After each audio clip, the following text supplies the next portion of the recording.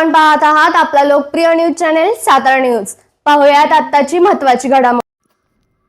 कराड वाठार जवळ पुणे बेंगळुरू हायवेवर नाशिक जिल्ह्यातील निफाड तालुक्यातील पिंपळगाव येथील महाविद्यालयाच्या सहलीच्या बसचा अपघात। बस उडून पुलावरून खाली कोसळल्याने अपघात झाला। अपघातात 3 विद्यार्थी गंभीर जखमी असून जखमींवर कराडच्या कृष्णा रुग्णालयात उपचार सुरू आहे।